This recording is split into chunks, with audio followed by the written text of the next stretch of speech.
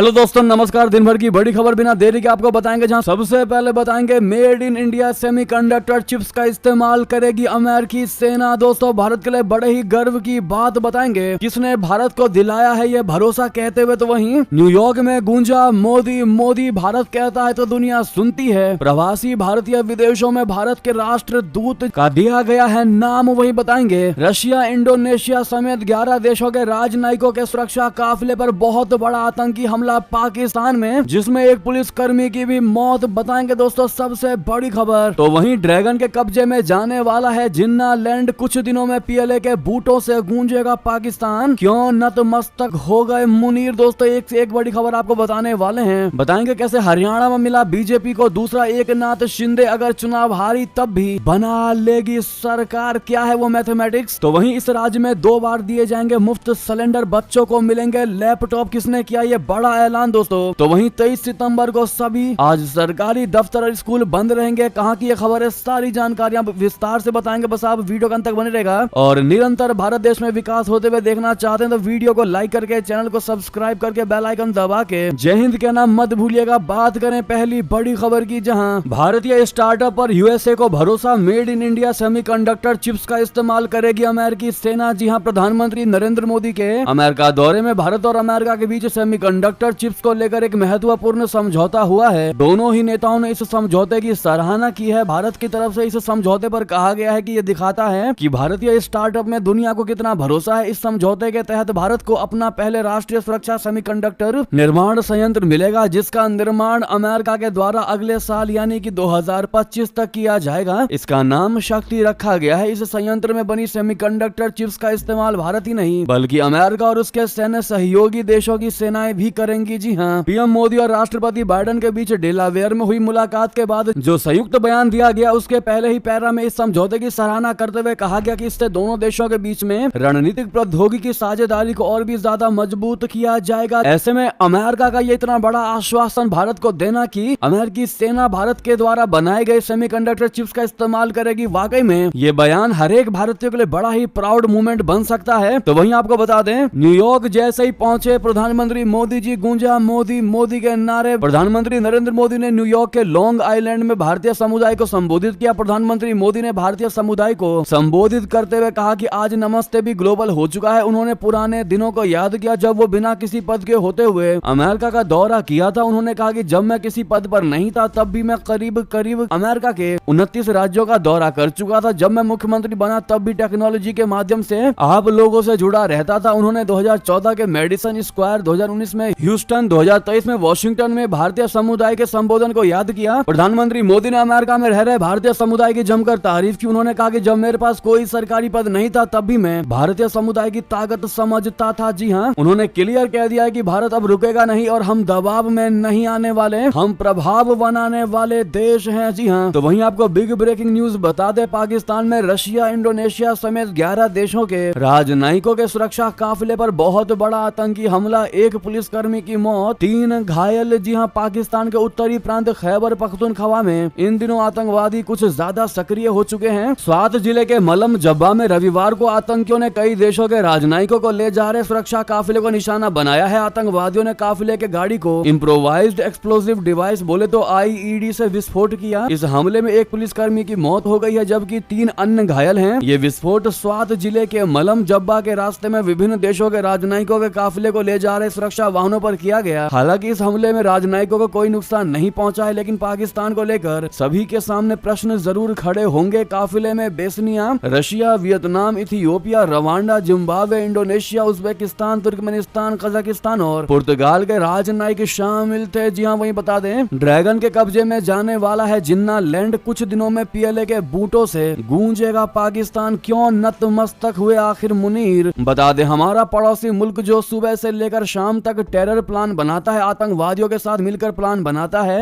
अब पाकिस्तान की हुकूमत और वहां की आवाम को इसकी सबसे बड़ी कीमत चुकानी होगी। दरअसल पाकिस्तान पर कर्जों का बोझ लगातार बढ़ता जा रहा है। एक तरफ जहां दुनिया आर्थिक तरक्की कर रही है तो दूसरी तरफ मजहब और दहशत का दूसरा नाम बन चुका पाकिस्तान कर्ज की दलदल में फंसता जा रहा है। अब पाकिस्तान को इस दलदल से निकालने का लालच दिया है ड्रैगन यानी चीन ने। इसके बदले जो शर्तें रखी हैं उससे तय हो गया है कि अब पाकिस्तान एक बार फिर गुलामी की तरफ बढ़ रहा है। दोस्तों, 72 के पीछे लगे शून्य को गिनने में पाकिस्तान के बड़े बड़े अर्थशास्त्रियों के भी पसीने छूट जाएंगे, क्योंकि यही वो आंकड़ा है जो पाकिस्तान के लिए सबसे ताजा चुनौती है। पाकिस्तान का कुल विदेशी कर्ज करीब 72 ट्रिलियन पाकिस्तानी रुपए है दोस्तों। यानी जिन्ना के सपनों का पाकिस्तान अब कर्ज के ऐसे दलदल में फंस गया है जिससे निकलना उसके लिए नामुमकिन सा हो गया है। यहाँ तक कि IMF के मदद की मियाद पूरी हो चुकी है, वहीं दूसरे देशों ने हाथ खड़े कर दिए हैं। अब नतीजा पाकिस्तान गुर्बत की गली के डेड एंड पर पहुंच चुका है। चीन ने पहले कर्ज देकर पाकिस्तान की इकोनॉमी को ध्वस्त किया और फिर कर्ज देने के लिए पाकिस्तान की जमीन पर कब्जा किया। इसके बाद पाकिस्तान के खैबर और बलूचिस्तान में कंपनियां लगाई, जिसका वहां के स्थानीय लोग BLA और तहरीके लब्बैक लगातार विरोध कर रहे हैं। कई आतंकी संगठन लगातार चीन के कर्मचारियों को निशाना भी बना रहा है दोस्तों। अब इसे ही आधार बनाकर चीन की रेड आर्मी को जिन्ना लैंड में तैनात करने की तैयारी शुरू हो गई है। चीन और पाकिस्तान के बीच हुए इस ताजा डील के बाद बलूचिस्तान और खैबर पख्तूनख्वा में लोगों का आक्रोश और ज्यादा बढ़ सकता है। एक तरफ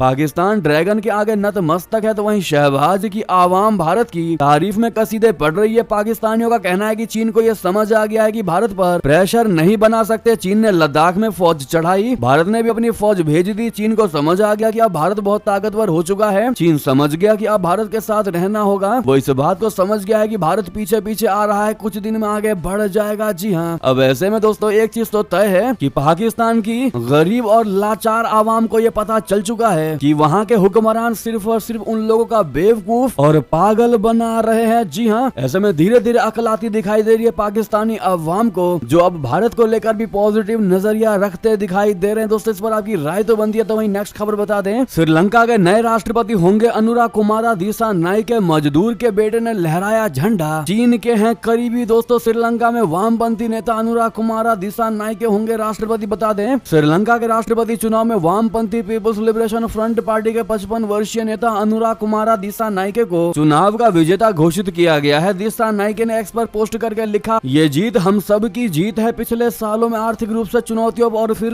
राजनीतिक रूप से अस्त व्यस्त हो जाने के बाद श्रीलंका का ये पहला चुनाव था। सरकार के खिलाफ आंदोलन में दिसानायके ने महत्वपूर्ण भूमिका निभाई थी। इस राष्ट्रपति चुनाव में उन्हें जनता के उसी समर्थन का फल मिला, क्योंकि पिछले चुनाव में दिसानायके की पार्टी को केवल 3% वोट मिले थे। इन्हें चीन का समर्थक माना जाता है। चुनाव परिणाम घोषित करते हुए श्रीलंका के चुनाव आयोग ने कहा है कि पीपुल्स लिबरेशन फ्रंट के अनुरा कुमारा दिसानायके ने शनिवार को 42.31% वोट के साथ राष्ट्रपति चुनाव जीत लिया है। इनके विपक्षी नेता साजिद प्रेमदासा 32.76% वोटों के साथ दूसरे स्थान पर रहे। देश के आर्थिक संकट के बाद सत्ता संभालने वाले राष्ट्रपति रानिल विक्रमसिंघे ने हार को अभी तक स्वीकार नहीं किया है, लेकिन विदेश मंत्री अली साबरी ने अपने सोशल मीडिया हैंडल पर लिखा, ये स्पष्ट है कि दिसानायके चुनाव जीत गए हैं। अली साबरी ने कहा कि हालांकि मैंने रानिल विक्रमसिंघे के लिए भारी प्रचार किया, लेकिन श्रीलंका के लोगों ने अपना निर्णय लिया है और मैं दिसानायके के लिए जनता के जनादेश का पूरा सम्मान करूंगा। अब ऐसा लग रहा है कि राजपक्षे का परिवार दोस्तों राजनीति के हाशिए पर पहुंच चुका है और वहां से वापस लौटना बहुत मुश्किल होने वाला है राजपक्षे परिवार के लिए, या यूं कहें करियर खत्म होता हुआ दिखाई दे रहा उनका। तो वहीं मोहम्मद मुइजू ने बंद किया भारत विरोधी एजेंडा। अब मालदीव के साथ हुए सौदों की नहीं होगी जांच, क्या है कारण बता दें कैसे अचानक पलट गए मोहम्मद मुइजू। दोस्तों मालदीव के राष्ट्रपति मोहम्मद मुइजू ने संसद को भारत के साथ समझौतों की जांच करने से रोक दिया है। मुइजू ने यह आदेश भारत मालदीव संबंधों में हो रहे सुधार के बीच जारी किया है। दरअसल मुइजू ने राष्ट्रपति बनने से पहले अपने चुनावी घोषणा पत्र में पिछली सरकार के दौरान भारत के साथ हुए समझौतों की जांच कराने की बात कही थी। जब मुइजू सत्ता में आए तो उन्होंने समझौतों की जांच का आदेश भी दिया, लेकिन अब इस पर मालदीव की संसद को जांच करने से रोक दिया गया है। हाल में ही भारत ने मालदीव को दिए गए कर्ज को चुकाने की समय सीमा बढ़ाई है। इसके अलावा भारत ने मालदीव को जरूरी वस्तुओं की आपूर्ति को भी बढ़ा दिया है। अधाधु की रिपोर्ट के अनुसार मोहम्मद मुइजू की पार्टी के सांसद अहमद अजान ने 9 जून को मालदीव की संसद की सुरक्षा समिति के समक्ष भारत के साथ हुए समझौतों की जांच के लिए एक प्रार्थना पत्र सौंपा था। वहीं आपको बता दें भारत में वक्फ बिल को लेकर मुस्लिमों को भड़काने के बाद पाकिस्तान जा रहा भगोड़ा जाकिर नाइक। इस्लाम के प्रचार के नाम पर अपने भाषणों से नफरत फैलाने वाला भगोड़ा जाकिर नाइक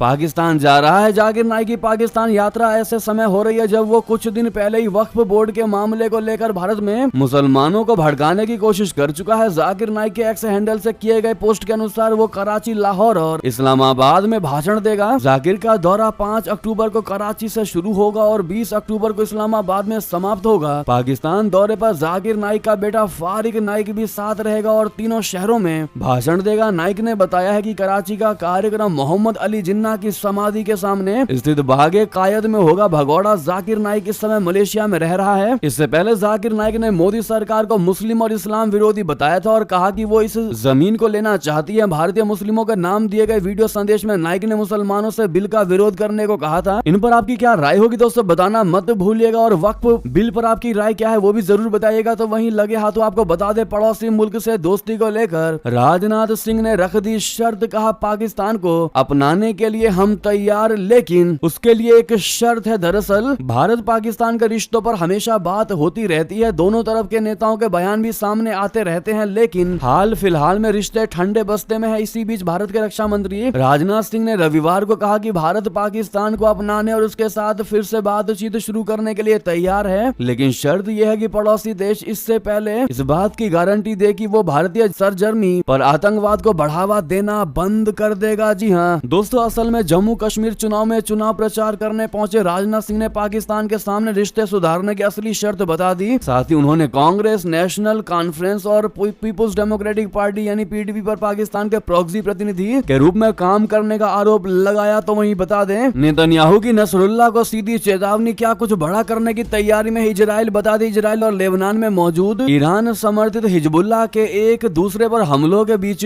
इजरायली प्रधानमंत्री बेंजामिन नेतन्याहू ने एक वीडियो संबोधन दिया। अपने संबोधन में नेतन्याहू ने हिजबुल्लाह को चेतावनी देते हुए कहा कि इजराइल ने चरमपंथी समूह को ऐसी चोट पहुंचाई है जिसकी ये पहले कल्पना भी नहीं कर सकता था। इसके साथ ही उन्होंने ये भी कहा कि इजराइल अपनी सुरक्षा के लिए जो जरूरी होगा वो करता रहेगा। इजराइल और हिजबुल्लाह के बीच लगातार तनाव बढ़ता जा रहा है। नेतन्याहू ने कहा कि पिछले कुछ दिनों से हमने हिजबुल्लाह पर ऐसे प्रहार किए जिनकी वे कल्पना भी नहीं कर सकता। अगर हिजबुल्लाह संदेश को समझ नहीं पाया तो मैं आपसे वादा करता हूं कि उसको समझ आ जाएगा। वहीं बता दें, पाकिस्तान और इजराइल की दोस्ती के लिए तैयार थे इमरान खान। जी हाँ, इजरायली अखबार का बहुत बड़ा दावा, जिसके बाद पाकिस्तान में मच गया हड़कंप। बता दें, इजरायली मीडिया आउटलेट में छपे लेख के बाद पाकिस्तान के पूर्व प्रधानमंत्री और पाकिस्तान तहरीके इंसाफ पार्टी के संस्थापक इमरान खान की मुश्किलें बढ़ने वाली हैं। यरूशलम पोस्ट में प्रकाशित लेख में दावा किया गया है कि इमरान खान ने प्रधानमंत्री रहते हुए ऐसे संकेत दिए थे कि वो पाकिस्तान और इजराइल के बीच संबंधों को सामान बनाने के पक्ष में है। इस लेख का दावा पाकिस्तान की राजनीति में इमरान खान की मुश्किलें बढ़ाने वाला होगा। इमरान खान को खुद को फलस्तीन और मुसलमानों का कट्टर समर्थक दिखाने की कोशिश करते हैं। यही वजह है कि कई बार उन्हें तालिबान खान भी कहा जाता है। अगर लेख में किया गया दावा सच होता है तो इमरान खान की छवि के बिल्कुल उलट होगा और उनके समर्थकों को हिलाकर रख देगा। वहीं आपको बता दें, ईरान ने रशिया के साथ कर दिया बहुत बड़ा खेल। फैथ 360 लेकर मुंह ताक रहे पुतिन, क्या है मामला बता दें। ईरान ने रशिया को मिसाइल देकर बड़ा खेल कर दिया है। ये मिसाइलें अभी तक रूसी शस्त्रागार में पड़ी हुई हैं। रूस की योजना इन मिसाइलों का इस्तेमाल यूक्रेन के खिलाफ करने की थी,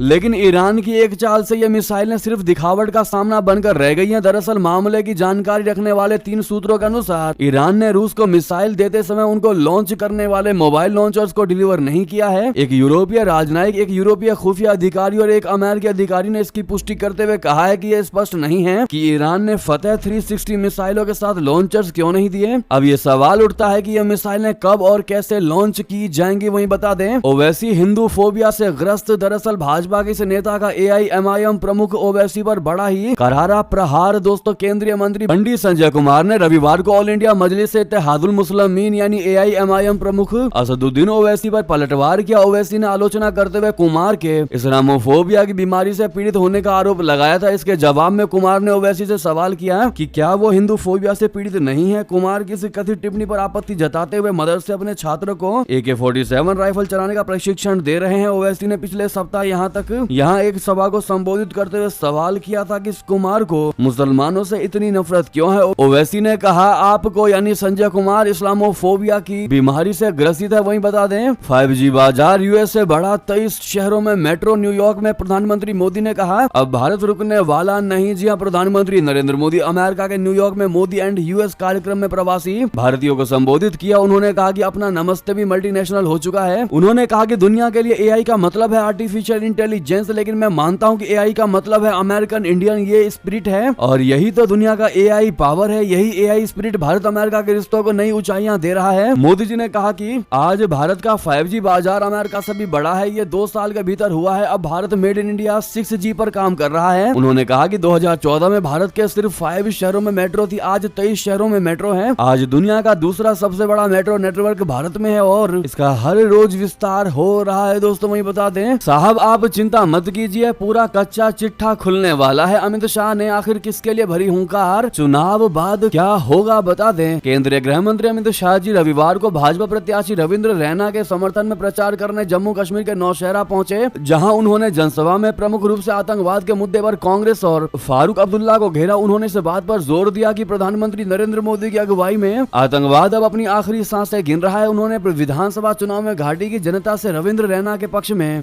मतदान करने की अपील की। उन्होंने कहा अगर घाटी की जनता रैना के समर्थन में मतदान कर उन्हें विजयी बनाएगी तो हम नौशहरा घाटी में विकास की नई मिसाल कायम करेंगे। जी हाँ दोस्तों, आतंकवाद या पत्थरबाजी हुई तो उसे पाताल में दफना देंगे। वही बता दें हरियाणा में मिला बीजेपी को दूसरा एकनाथ शिंदे, अगर चुनाव हारी तभी बना लेगी बीजेपी सरकार। दोस्तों हरियाणा में विधानसभा के चुनाव चल रहे हैं, इस दौरान सभी राजनीतिक दलों ने चुनाव प्रचार में अपनी पूरी ताकत झोंकी है। जहां एक और सत्ताधारी दल भाजपा लगातार तीसरी बार सरकार बनाने की कोशिश में है, वही मुख्य विपक्षी पार्टी कांग्रेस के नेता भी सत्ता में आने की जुगत में लगे हुए हैं। हरियाणा में कांग्रेस के अंदर जिस एक मुद्दे को लेकर गुटबाजी और टकराव देखने को मिल रहा है वो है मुख्यमंत्री के चेहरे का मुद्दा। दरअसल हरियाणा कांग्रेस की दिग्गज नेता दलित कुमारी शैलजा चाहती है कि पार्टी उन्हें सीएम चेहरे के तौर पर प्रोजेक्ट करे। भूपेंद्र हुड्डा को पहले भी 2 बार सीएम की कुर्सी मिल चुकी है। वहीं बता दें जयंत चौधरी के मंच पर भिड़े यूपी सरकार के 2 मंत्री, वीडियो वायरल होने पर दी सफाई। दरअसल उत्तर प्रदेश के मुजफ्फरनगर जनपद में कैबिनेट मंत्री अनिल कुमार और प्रदेश सरकार में स्वतंत्र प्रभार राज्य मंत्री कपिल देव अग्रवाल के बीच बातचीत का एक वीडियो सोशल मीडिया पर जमकर वायरल हो रहा है। इस वीडियो में मंच पर बैठे दोनों मंत्री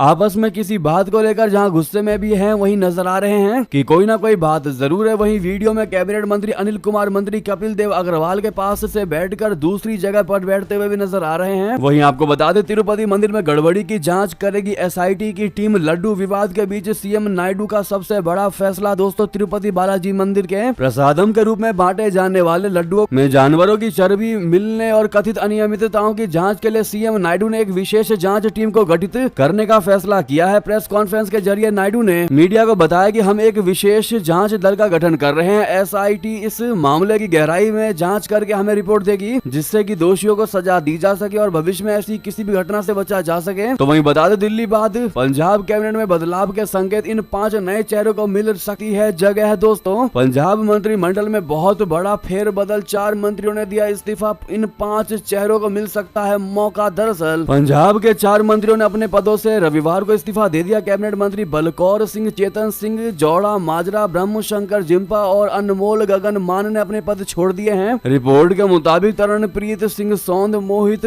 जंग, हरदीप सिंह मुंडिया, वीरेंद्र कुमार गोयल और डॉक्टर रवजोत को मंत्री बनाया जा सकता है। 4 मंत्रियों को हटाकर 5 नए मंत्री बनाए जाने की चर्चा है। मंत्रिमंडल में एक पद गुरमीत सिंह मीत हेर के लोकसभा सदस्य चुने जाने के कारण खाली हुआ। तो वहीं बता दें क्या नीतीश कुमार के साथ 2025 का विधानसभा चुनाव लड़ेगी एलजेपी पार्टी। उसने कहा हमारा स्ट्राइक रेट 100% है। जी हाँ, बिहार में अगले साल विधानसभा के चुनाव है। केंद्रीय मंत्री चिराग पासवान की अगुवाई वाली लोक जनशक्ति पार्टी ने रविवार को कहा कि वो एनडीए के बैनर तले और मुख्यमंत्री नीतीश कुमार के नेतृत्व में 2025 का बिहार विधानसभा चुनाव लड़ेगी। पार्टी ने रविवार को आयोजित अपनी राज्य संसदीय बोर्ड की बैठक में इस संबंध में एक प्रस्ताव पारित किया है। वहीं अस्थायी समिति के गठन में देरी पर टीएमसी नेता का केंद्र सरकार मोदी सरकार पर बड़ा ही तंज, कहा संसद को अंधेरे कमरों में तब्दील किया जा रहा है। दोस्तों तृणमूल कांग्रेस नेता डेरेक ओब्रायन ने आरोप लगाया कि 18वीं लोकसभा के गठन के 100 दिन पूरे होने के बाद भी संसदीय अस्थायी समितियों का गठन न हो पाया। उन्होंने केंद्र सरकार पर तंज कसते हुए कहा कि संसद को अब अंधेरे कमरे में रूप में तब्दील किया जा रहा है। वहीं बता दें अमित शाह जी का ऐलान, इस राज्य में 2 बार दिए जाएंगे मुफ्त सिलेंडर, बच्चों को मिलेंगे लैपटॉप। दोस्तों जम्मू कश्मीर में चुनावों के बीच केंद्रीय गृह मंत्री अमित शाह जी ने बड़ा ऐलान किया है। एक चुनावी कार्यक्रम में उन्होंने मुस्लिम त्योहारों पर फ्री गैस सिलेंडर देने की बात कही है। अमित शाह मेंढर में एक चुनावी रैली को संबोधित कर रहे थे। वहीं बता दें 23 सितंबर को सभी सरकारी दफ्तर और स्कूल रहेंगे बंद। दोस्तों साल का 9वां महीना सितंबर चल रहा है जो त्योहारों और छुट्टियों से भरा हुआ है। खासकर इस सप्ताह छात्रों के लिए बड़ी खुशखबरी है। 20 से 23 सितंबर तक लगातार छुट्टियां मिली हैं। यानी बता दें कि 23 सितंबर आज तक को फरीदकोट में हट्टीराह भाई लात जिले के सभी सरकारी कार्यालय और शैक्षणिक संस्थान बंद रहेंगे। बाबा फरीद जी के आगमन के अवसर पर यह घोषणा की गई है। उपायुक्त विनीत कुमार ने जानकारी दी है। तो वहीं बाजार से गायब हो रहे 10, 20 और 50 के नोट कांग्रेस ने केंद्र सरकार सरकार को पत्र लिखा, कहा गरीबों को परेशानी हो रही है। दरअसल लोकसभा में कांग्रेस के विप मणिकम टैगोर ने केंद्रीय वित्त मंत्री निर्मला सीतारमण को पत्र लिखकर छोटे नोटों की कमी पर चिंता जताई है। उन्होंने कहा कि मार्केट में छोटे नोटों की कमी हो गई है, जिसकी वजह से गरीबों को खासी दिक्कत का सामना करना पड़ रहा है। टैगोर ने कहा कि 10, 20 और 50 के नोटों की कमी की वजह से ग्रामीण और शहरी गरीबों को परेशानी हो रही है। दोस्तों इन पर आपकी क्या राय है बताना मत भूलिएगा। बहरहाल ये थी कि सारी बड़ी खबरें, आपको हमारी खबर कैसी लगी? आशा करता हूँ बहुत अच्छी लगी होगी। थोड़ी भी अच्छी लगी तो वीडियो को लाइक करके, चैनल को सब्सक्राइब करके, बेल आइकन दबा के कमेंट में जय हिंद अवश्य कह दीजिएगा। मिलते हैं दोस्तों अगली बड़ी खबर में,